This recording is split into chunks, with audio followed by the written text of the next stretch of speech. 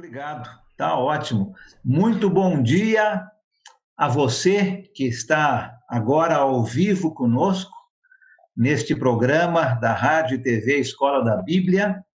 Que bom poder estar de volta aqui nesses horários. Eu tive que ficar algumas semanas ausentes, senti muita falta de poder estar com todos vocês. Espero que vocês estejam bem, abençoados, abençoadas pelo nosso bondoso Deus. Nós vamos começar hoje, todas as terças e todas as quintas-feiras, um estudo sobre a primeira carta de Pedro. É um estudo muito gostoso, não é? Uma carta muito bonita, uma carta que nos traz esperança. A carta de 1 Pedro é uma carta sobre esperança. Este é o tema desta carta. Tenham esperança. É isso que nós vamos falar, então, nessas próximas semanas, todas as terças e quintas-feiras, às 11 horas da manhã. Pegue a sua Bíblia, abra a sua Bíblia comigo, na primeira carta de Pedro. Nós vamos hoje fazer uma introdução a esta carta e vamos ler bastante passagens da palavra de Deus, tanto em 1 Pedro, como em alguns outros livros da palavra de Deus. Então, pegue a sua Bíblia para que você possa acompanhar junto comigo esse estudo da palavra de Deus. O tema, então, é Tenham esperança. Existe um ditado no Império Romano que dizia o seguinte: aonde há vida, há esperança. Um ditado muito bonito, não é? Aonde há vida, há esperança. E nós conhecemos aqui o nosso ditado mais popular, que diz: a esperança é a última que morre. A esperança é a última que morre. Você conhece aquela história do rapaz que estava apaixonado? Tinha um rapaz que estava muito apaixonado por sua namorada. Eles haviam se conhecido há alguns meses e quanto mais o tempo passava, mais apaixonado ele estava. Um belo dia, aconteceu de ele poder conhecer a mãe e o pai da sua namorada. E ele queria muito conhecê-los, né, para dizer para estes pais o quanto ele estava apaixonado por aquela moça. E ele foi, chegou o grande dia de conhecer os pais dela. E ele foi conhecer os pais dela, passaram uma tarde juntos. Na hora de ir embora, ele olhou para ela e falou o seguinte: olha, infelizmente eu não posso mais namorar com você. Os planos que nós tínhamos de casamento, nós vamos precisar desfazer. E a moça ficou sem saber o que estava acontecendo, não é? Por quê? O que aconteceu? O que mudou tão drasticamente agora? Foi uma coisa na visita? E ele olhou para ela e falou o seguinte: olha, quando você disse para mim que o nome da sua mãe era Esperança, eu fiquei pensando na minha sogra, Esperança, e fiquei pensando que esperança é a última que morre. Então, eu decidi que não quero mais casar com você. A esperança é a última que morre. Aonde há vida, há esperança. Eu e você, como discípulos de Jesus, nós temos uma esperança viva. Olha 1 Pedro capítulo 1, versículo 3. O texto começa já dizendo sobre esperança. Fala o seguinte: bendito seja o Deus e Pai do nosso Senhor Jesus Cristo. Conforme a sua grande misericórdia, ele nos regenerou para uma esperança viva. Nós temos uma esperança viva, porque nossa fé e a nossa esperança estão em Deus. Versículo 21 do capítulo 1. Por meio dele, vocês creem em Deus, que o ressuscitou dentre os mortos e o glorificou, de modo que a fé e a esperança de vocês estão em Deus.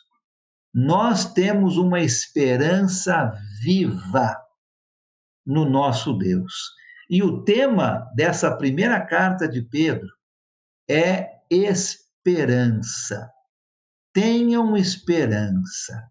Essa esperança viva é o tema dessa carta, que nós vamos estudar por essas próximas semanas. Pedro está dizendo para todos os cristãos, lógico, em primeiro lugar para aqueles que estão recebendo essa carta, mas agora para nós também. A mensagem é a mesma. Tenham esperança. Que mensagem bonita, não é? Que mensagem atual para os dias que nós estamos vivendo. Estamos passando por momentos de muita ansiedade, de muita pergunta, de muito medo, momentos onde nós não sabemos exatamente o que vai acontecer. Posso encontrar com meus amigos sem me preocupar? Posso encontrar com meus irmãos em Cristo sem pensar no coronavírus? Posso encontrar com meus familiares sem preocupar em passar alguma coisa para eles? Estamos vivendo momentos de muita pergunta, e isso traz ansiedade, depressão, momentos onde sentimos solidão. E a carta de Pedro, esta primeira carta, é uma carta que traz esperança, uma carta muito atual para os momentos em que estamos vivendo. Tenham esperança, Pedro está dizendo. Vamos ver alguns fatos desta carta em primeiro lugar, antes de entrar na carta. Hoje vamos fazer uma introdução. Vamos estudar alguns fatos, então, introdutórios desta carta. Se você tem uma caneta, um papel, escreva isso, para que você possa estudar novamente esta carta. Primeira coisa, então, é sobre o autor. O autor. Ele se identifica no comecinho desta carta como Pedro, o apóstolo de Jesus Cristo. Capítulo 1, versículo 1. Ele se identifica. Eu sou Pedro, o apóstolo de Jesus. Então, não temos dúvida de quem está mandando esta carta. É o apóstolo Pedro. E ele diz aos seus leitores que esta carta que ele está mandando é uma carta de encorajamento. Pula para o final da carta, vai lá para o capítulo 5. Olha o versículo 12. 5:12. Com a ajuda de Silvano, a quem considero irmão fiel, eu lhes escrevi resumidamente, encorajando-os e testemunhando que esta é a verdadeira graça de Deus. Mantenham-se firmes na graça de Deus. Esta carta é uma carta de encorajamento. Tenham esperança, Pedro está dizendo. Essa carta é associada com este homem, Silvano. Silvano é o mesmo Silas. Silvano era o seu nome romano, vamos dizer assim, né? Silas ou Silvano é a mesma pessoa. Silas era um dos profetas da igreja. E quando você pensa na palavra profeta, no primeiro século, você está pensando naquelas pessoas que falavam em nome de Deus. Eles tinham um dom especial, dado diretamente por Deus, para trazerem a mensagem verdadeira, sem erros. Eles falavam em nome de Deus. Silas era um dos profetas da igreja. Volta comigo para o livro de Atos, essa passagem que você tem aí. Atos capítulo 15, o versículo 32. Atos 15, 32 diz o seguinte: Judas e Silas, que eram profetas, encorajaram e fortaleceram os irmãos com muitas palavras. Este homem, Silas, está ajudando o apóstolo Pedro a escrever esta carta. Provavelmente Pedro está ditando a carta e Silas está escrevendo a carta. O mesmo Silas que era um dos profetas da igreja. Nós aprendemos na carta de Paulo aos Efésios que os apóstolos, junto com os profetas, trabalharam assentando o fundamento da igreja. E agora nós vemos aqui um apóstolo, Pedro, junto com um profeta, Silas, trabalhando juntos, mandando esta carta para os irmãos. Uma carta de encorajamento, uma carta de esperança. Interessante que Silas é associado tanto com Pedro quanto com Paulo nos seus ministérios. Não é muito comum a gente ver isso, não é? Paulo tinha os seus companheiros de ministério, Pedro tinha os seus companheiros de ministério. Silas trabalhou com os dois. Olha que grande bênção Silas teve. Trabalhou tanto com o apóstolo Pedro quanto com o apóstolo Paulo. Nós aprendemos no livro de Atos que Silas foi companheiro de Paulo em suas viagens missionárias, na segunda e na terceira viagem missionárias. Silas estava junto com Paulo. E aqui ele está junto com o apóstolo Pedro. No capítulo 5 de 1 Pedro, volta lá comigo então. Vamos voltar lá para 1 Pedro, capítulo 5, no versículo 13. Nós aprendemos que esta carta foi escrita da Babilônia, onde existia uma igreja. Olha 1 Pedro 5, versículo 13. Aquela que está em Babilônia, também eleita, envia-lhe saudações. E também Marcos, meu filho.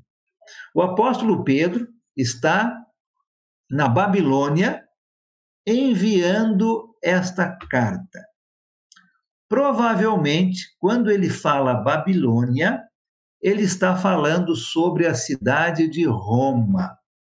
A cidade de Roma. No livro de Apocalipse, nós aprendemos que a cidade de Roma é chamada de Babilônia. Você pode marcar essas passagens e pode fazer essa leitura depois. Apocalipse, capítulo 17, versículo 5, e capítulo 18, versículo 10. Quando Pedro fala Babilônia, ele está querendo dizer Roma. Não era incomum para os cristãos daquela época que sofriam perseguição escreverem por código. Vimos isso no livro de Apocalipse e agora estamos vendo o apóstolo Pedro. Ele não menciona Roma, ele menciona Babilônia, que era um código da cidade de Roma. Então, Pedro, junto com Silas, estão enviando esta carta para os cristãos, e a carta está sendo enviada da cidade de Roma. Qual é a data? Existe muita discussão sobre datas. Nós não temos uma data exata, mas a maioria dos autores e estudiosos colocam o ano de 65 depois de Cristo como a data para a escrita desta carta. O apóstolo Pedro vai morrer pouco tempo depois de escrever primeiro e segundo Pedro. Né? Então vamos colocar a data ano 65 depois de Cristo. O autor, o apóstolo Pedro, ajudado por Silvano, Silas, escrito da cidade de Roma. Vamos falar um pouco sobre quem está recebendo esta carta. Quem são esses leitores para quem Pedro está enviando esta carta? Volta comigo, então, para 1 Pedro, capítulo 1, versículo 1. Pedro chama estas pessoas de peregrinos dispersos, na NVI, Nova Versão Internacional, e o chama de forasteiros da dispersão, no Almeida, Revista e Atualizado. Quem são estas pessoas? Capítulo 1, versículo 1. Pedro, apóstolo de Jesus Cristo, aos eleitos de Deus, peregrinos dispersos, ou forasteiros da dispersão. No capítulo 2 de 1 Pedro, versículo 11, eles também são chamados de estrangeiros e peregrinos. Olha o versículo 11 do capítulo 2. Amados, insisto em que, como estrangeiros e peregrinos no mundo, vocês se abstenham dos desejos carnais que guerreiam contra a alma. Quem são estes aqui, que são chamados de peregrinos dispersos, forasteiros da dispersão, estrangeiros e peregrinos? A palavra traduzida por dispersão indicava todo judeu que morava fora da Palestina. A Palestina era a terra natal dos judeus. Estamos ali por volta dos anos 65 depois de Cristo. Os judeus haviam se espalhado por praticamente todo o Império Romano. Então, todo judeu que não morasse na Palestina era reconhecido como alguém da dispersão. Você se lembra que esta carta foi escrita para os forasteiros da dispersão, peregrinos dispersos. Exatamente isso. São judeus que estão espalhados pelo Império Romano. Agora, mais especificamente, esses judeus estão espalhados em 5 partes do Império Romano. Pedro não está mandando essa carta para todo mundo. Ele está mandando essa carta para judeus que moravam fora da Palestina, mas especificamente nestas 5 partes do Império Romano. E você tem elas aqui no versículo 1 do capítulo 1. Essas partes são Ponto, Galácia, Capadócia, Ásia e Bitínia. 5 regiões, 5 províncias do Império Romano. Hoje em dia, se você olhar no nosso mapa mundial, hoje em dia estas regiões se encontram no país chamado Turquia. A Turquia é um país grande. Estas regiões se encontravam dentro do que nós conhecemos hoje por Turquia. Então, são judeus morando fora da Palestina, nesta região específica, que hoje conhecemos por Turquia. Esses peregrinos dispersos estavam passando por um período de grande sofrimento e perseguição. Por isso, a carta é: tenham esperança. É uma carta de encorajamento. Essas pessoas, por não estarem vivendo no seu país, estão sofrendo perseguição, muito sofrimento. Pelo menos 15 vezes. Em 1 Pedro, nós temos uma referência à perseguição. É bastante, né? Em 5 capítulos, 15 vezes, Pedro fala sobre perseguição.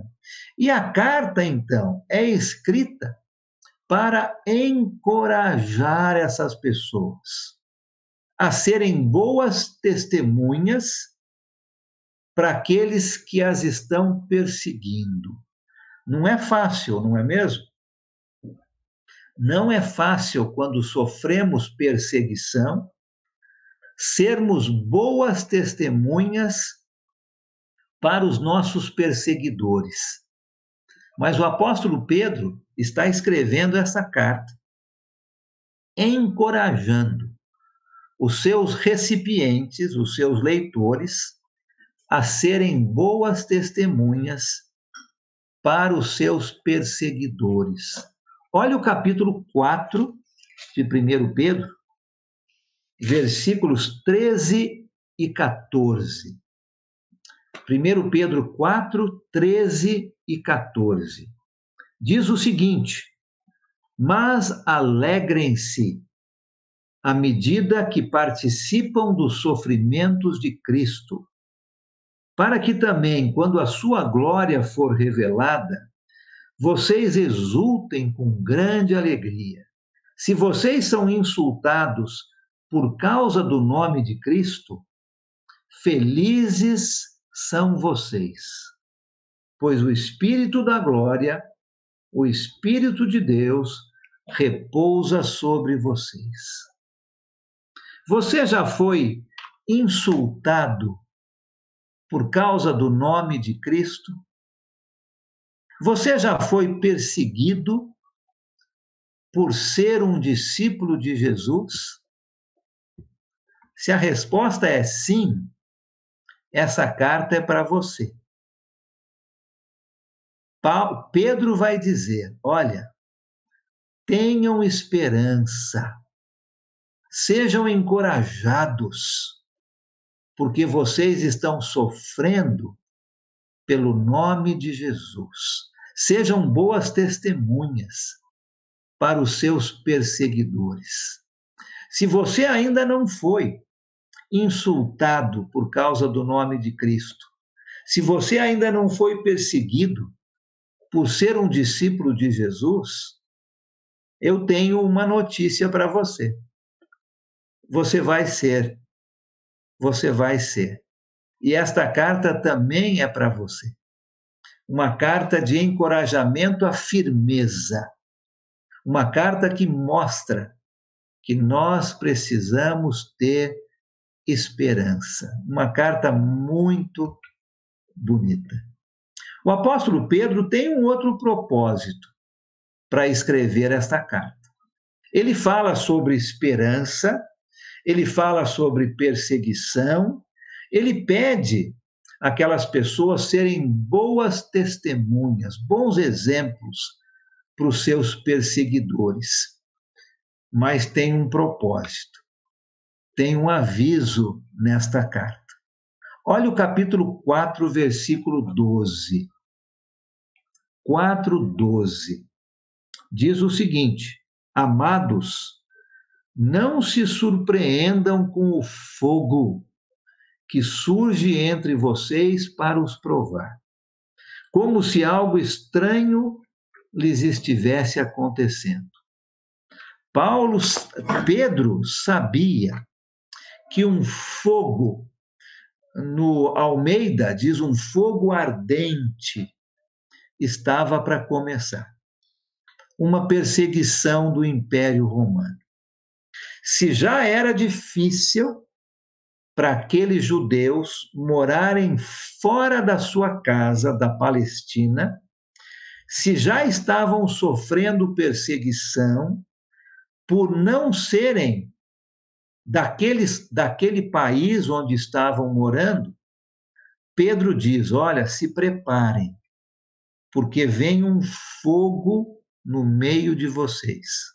Ele está falando da perseguição agora do Império Romano, não somente dos outros povos, mas agora do Império Romano. Qual é a mensagem, então, desta carta? Qual é a mensagem da primeira carta de Pedro? Já falamos, não é? Que esta carta é uma carta de encorajamento. Capítulo 5, versículo 12, aonde Pedro, com a ajuda de Silvano, de Silas, diz: eu escrevi encorajando vocês a ficarem firmes na graça de Deus. 1 Pedro é uma carta de encorajamento. Iriam sofrer, já estavam sofrendo, mas o sofrimento iria piorar, Pedro diz. Mas ele dá uma esperança. Ele fala que este sofrimento, um dia, seria transformado em glória. Quando Jesus voltasse e os corpos fossem ressuscitados, o sofrimento seria transformado em glória. Olha o capítulo 1, volta lá comigo para o capítulo 1, versículos 6 e 7. 1 Pedro 1, 6 e 7. Olha que bonito esse texto. Nisso vocês exultam, ainda que agora, por um pouco de tempo, devam ser entristecidos por todo tipo de provação. Assim acontece, para que fique comprovado que a fé que vocês têm, muito mais valiosa do que o ouro que perece, mesmo que refinado pelo fogo, é genuína e resultará em louvor, glória e honra quando Jesus Cristo for revelado. Pedro está dizendo: olha, coragem, fiquem firmes, tenham esperança. Mesmo que vocês sofram aqui neste mundo, um dia o sofrimento será transformado em glória, honra e poder, quando Jesus Cristo for revelado, quando ele voltar. Pedro dá muita ênfase nesta carta na palavra graça. A palavra graça é usada em todos os capítulos. Nós vamos ver isso com mais detalhes quando entrarmos dentro do livro. Mas a palavra graça é uma palavra importante. ela é usada em todos os capítulos desta carta. Quando nós dependemos da graça de Deus, nós podemos suportar todo tipo de sofrimento e conseguimos transformar nossas dificuldades em vitórias. A graça de Deus é muito importante. E Pedro vai falar muito nesta carta sobre sofrimento, perseguição, esperança. Ele vai falar muito sobre a graça. Porque com a graça de Deus, nós conseguimos suportar as dificuldades e transformar essas dificuldades em vitórias. Nós vamos ver juntos nessa carta que esses 3 temas, sofrimento, graça e glória, vão se unir para trazer uma mensagem de encorajamento. Lembra, o tema geral é tenham esperança. Sofrimento mais graça mais glória vão ajudar neste encorajamento. Olha o capítulo 5, versículo 10. Aqui nós temos um exemplo dessas 3 palavras sendo usadas juntas: sofrimento, graça e glória. 1 Pedro capítulo 5, versículo 10. Olha só o que o texto diz. O Deus de toda a graça, que o chamou para a sua glória eterna em Cristo Jesus, depois de terem sofrido durante um pouco de tempo, os restaurará, os confirmará, lhes dará forças e os porá sobre firmes alicerces. Graça, glória e sofrimento, usadas juntos para encorajar, nos dar esperança. Nós aprendemos na carta aos Efésios que aquela pessoa que não é salva, que não aceitou o evangelho do nosso Senhor Jesus, não tem esperança. A palavra esperança é uma palavra muito bonita, não é? Mas aquele que não obedece não tem esperança. Efésios capítulo 2, versículo 12. O grande poeta Dante Alighieri, no seu livro, não é? na sua expressão mais conhecida, chamada Divina Comédia, ele coloca uma placa, ele coloca uma inscrição em cima do mundo dos mortos. E essa inscrição diz o seguinte: abandonem toda a esperança, vocês que entrarem por aqui. Que triste isso, não é? Que lugar mais triste, sombrio, escuro, um lugar onde não existe esperança. Aquela pessoa que não obedece ao Evangelho não tem esperança. O grande profeta de Deus, Jeremias, no Velho Testamento, já dizia que Deus era a esperança de Israel. Jeremias capítulo 14, versículo 8. Deus é a esperança de Israel. O apóstolo Paulo disse que Jesus Cristo é a nossa esperança. 1 Timóteo capítulo 1, versículo 1. Vamos ler esse texto? Pouquinho antes de 1 Pedro, volta algumas páginas para trás e você vai encontrar a primeira carta a Timóteo. Capítulo 1, versículo 1. Diz o seguinte: Paulo, apóstolo de Cristo Jesus, por ordem de Deus, nosso Salvador, e de Cristo Jesus, a nossa esperança.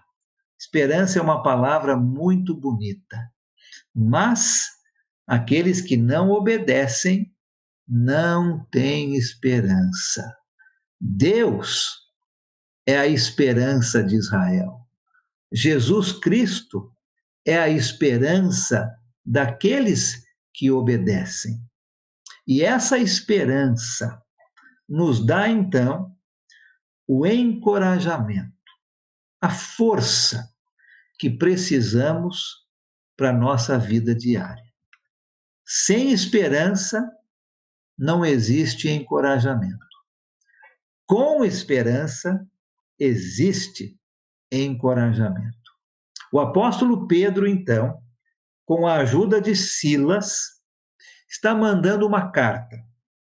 Essa carta está sendo escrita de Roma, aproximadamente no ano 65 depois de Cristo.